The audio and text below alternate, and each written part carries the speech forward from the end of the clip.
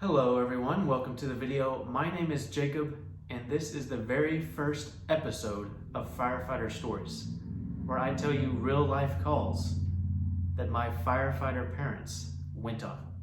Now, growing up with firefighters in your house since, well, my birth, you hear a lot of crazy stories, from sad, tragic, heartfelt, stories that make you angry, heroic, adventurous, stories about saving lives, and in some cases, just funny.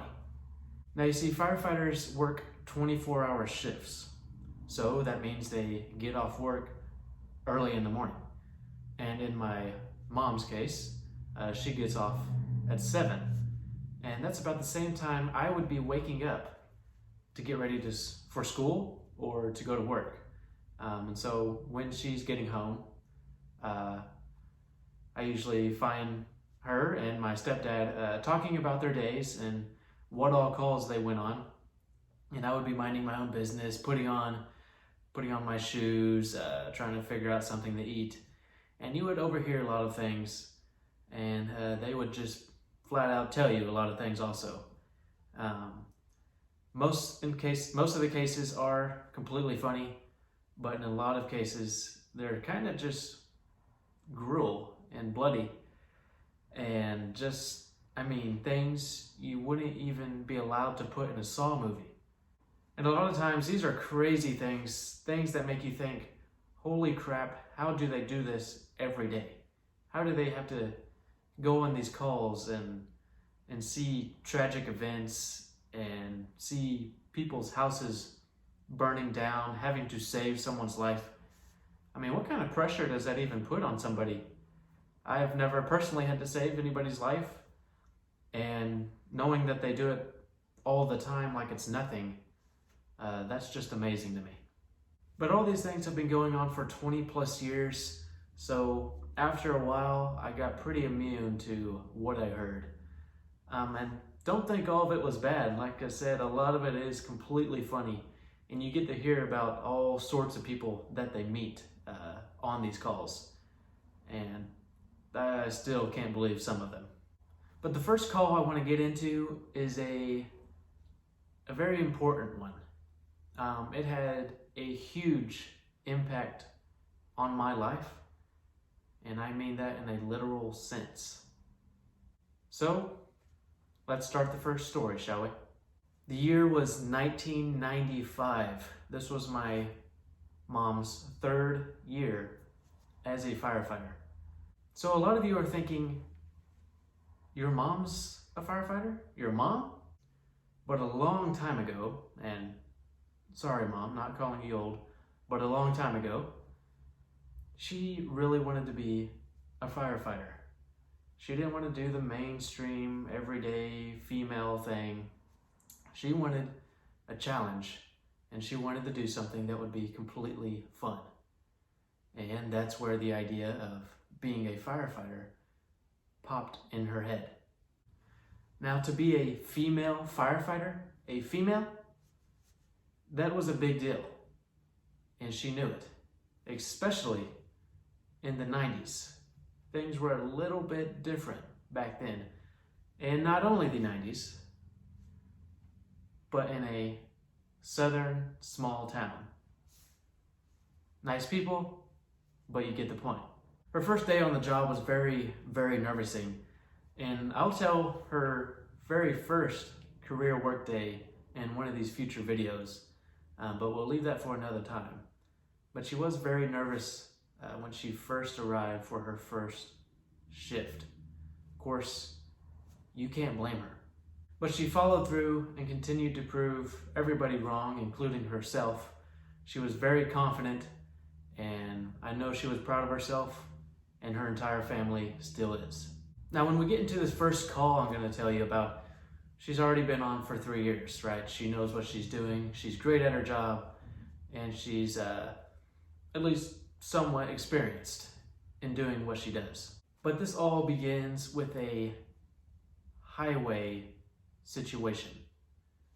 There was a call of a burning car. I mean, this car was on fire, totaled, ruined. There's no bringing it back. There's no saving it. The only thing you really could do was make sure there's nobody in it and make sure the fire's out.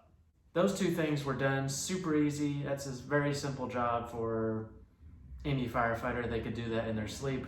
It was a safe situation. No one was in the car. They actually found out that they weren't even there. They thought maybe something was just wrong with their car, so they ended up leaving. And I guess they got a ride, but it eventually caught on fire and somebody driving by saw it. And that's when they called 911, and that's when the fire department showed up to put it out. Now, it could be an easy job, but there's still many things to do while you're on scene. It doesn't take 5 minutes like you would think it would. Now, this is where it starts getting a little bit more difficult to tell the story. Everything was completely under control, but they are on the highway, and you may know where this is going. She was out checking things out while all of a sudden she heard a crash, a very loud bang. And at that moment, she knew exactly what was happening. And she just relaxed. And after doing so, it was within a second before she was hit by a car and completely went over it. Now, she was out for a little bit, wondering what the hell just happened. I mean, you would be shocked too if next thing you're standing there and before you know it, you're on the ground in a lot of pain. I'm sure she was scared and, honest to God, wondering what's next. Is this maybe it? But within seconds, everybody rushed over to her that was on the scene, and they no longer gave a crap about that car. It was all about taking care of your own and figuring out what just happened. She quickly was in very good hands, thank God, but she was taken care of and assisted, but that doesn't change the fact that she just got hit by a car and has pain anywhere you could imagine. She had numerous broken bones, torn muscles, you name it, it was done. And I don't know how she did it, but she's just very, very strong. And she eventually had to stay in the hospital for a while, obviously. But she kept kicking the injury's butt. She kept going and going, getting better and better by the day. And she pulled through. And I mean, she pulled through completely. She eventually went back to work for several years. And she got in the shade. She even taught me how to play basketball while kicking my butt a few times.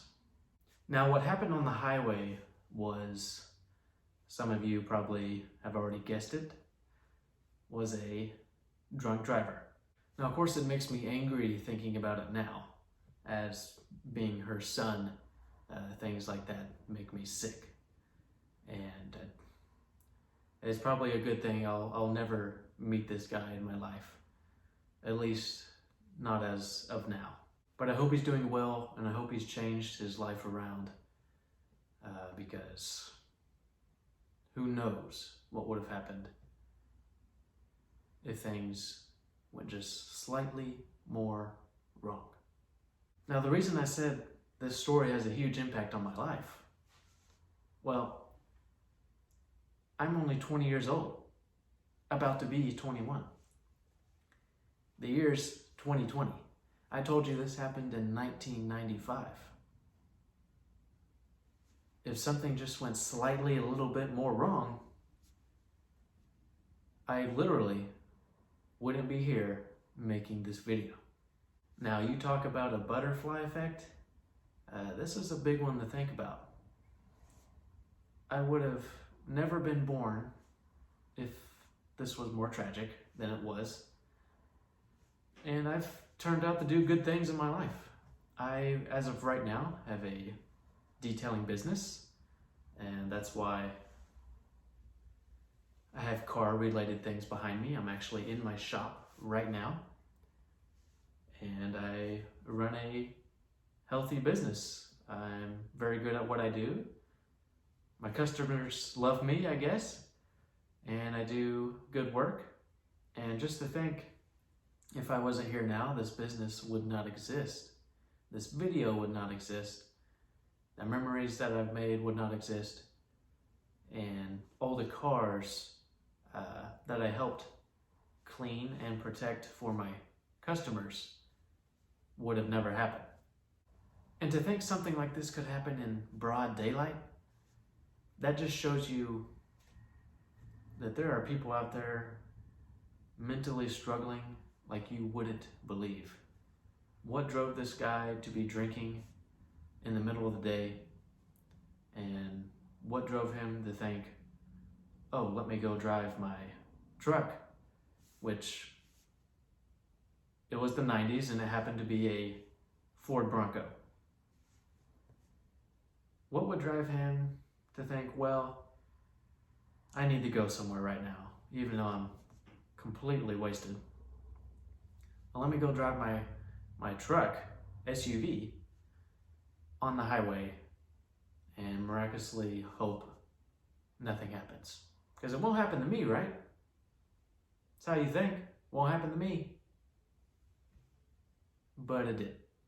Now, my mom's a fighter. In all honesty, she was probably thinking, really? That's all you got? But I know it was a bad thing for her, and I'm just glad that she had really good people around her, and I'm really glad that she doesn't quit, no matter what. Now, to this day, she has some PTSD for highway calls, and I think we can understand why.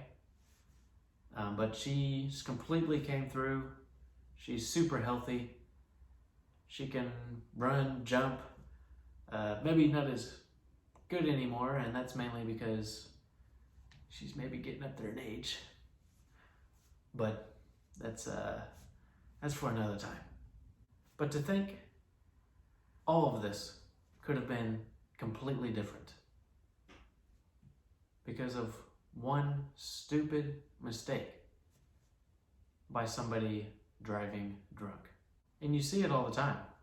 You see it all the time. On the news, on YouTube, on Facebook, wherever, where an entire family was killed. Mothers killed, their daughters killed in an accident. Just tragic things because of drunk driving. People's memories, people's friends, family members can be taken just like that because you decide to drive drunk. Now, when you're drinking, you're obviously not as intelligent as you would be sober, right? That makes sense. But you just gotta think. You can't drive yourself to the point of almost killing someone. And if you see a friend that needs help getting home, either keep them where they're at, or if they're at a public place, ask if you can wait it out, call somebody, or for the love of God, just walk. It'd probably do you some good anyways. And as we know, life is too short. We cannot afford for good, innocent people to be taken away from us because of something just so simple, so dumb, as of driving a car when you're drinking. We just can't do it. We can't allow it anymore. I'm tired of seeing it, and I know you want to be nice to your friends, but if you see them with keys in their hand, do whatever you need to do to make sure they don't drive that car. So we got and covered the drinking part of this video. Thank God my mom was not one of those extra tragic cases. But bad things still did happen to her, as you know. But I am just so thankful that she pulled through, because I would not be here right now. To my wonderful customers, I would not be taking care of you like I love to do as of now. I love my business, I love my life, and I love my mom, and she has done great, and she has been on the fire department for over 25 plus years as of now. 25 plus. That is crazy. That is dedication, and that just shows you no matter what happened to her, she's going to work the next day. So if your children, your daughters, and boys too, but if your children think that they can't do something in life, or your daughter thinks she can't be a firefighter, or she can't go join the Marines, be a business owner, she can literally do anything she wants. If my mom made this happen, I very well know your child can too. And for the adults watching, there's no time limit for goals in life. You can do whatever you want at any point in your life. It's just never too late, so don't ever stress out about something like that. If you're not happy with the way things are going, and some of you may not, continue to fight for what you really want to do in life. If you want to go be a firefighter, go fight to be a firefighter. All I know, and especially my mom's story and me, is that I know I can do whatever I want because I work for it. And I get up early every morning to do exactly what I want to do and fight for my own career, as my mom does, and as so many firefighters do. They work hard for what they do, and it's not an easy job. They see a lot of bad things, but the good things keep them going. The heroic acts keep them going, and the lives they save keep them going.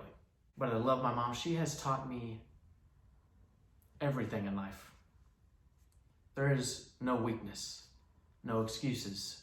That doesn't exist, and we can't allow it. If you want to go do something, make it happen. But this was just one of many calls, and I wanted to let you know something that impacted me to start this series out with. It was a normal call that went crazy within a matter of seconds. That just shows you how insane being a firefighter is. And you never really know what you're going to see. You never know who you're going to come across. And this is what's interesting about their stories. And growing up in a house full of firefighters, I have heard every story imaginable. Sad, happy, heroic, funny.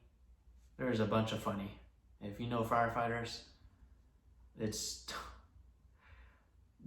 a lot of funniness going on. But living with them for so many years and visiting the fire department for my entire life, I know things that you are going to want to hear. And I have literally thousands of stories to tell you. I mean, anything you can imagine, it's happened, and I've heard it. And my mom has worked it. I'm here to tell you her stories, her real life events, and also my stepdads because he also was a firefighter for a few years. And between the both of them, I have unlimited things to tell you. But everyone, that's going to do it for today. If you want to hear future videos, make sure to support the channel. Share this video in any way you can. Any social media that you have, Facebook to be a popular one. But make sure you share this video, get it out to your friends. We want to support the channel, and make sure you subscribe and hit that little bell icon so you know exactly when I have another story for you to listen to. But thanks for watching. I'm Jacob, and I'll see you in the next one.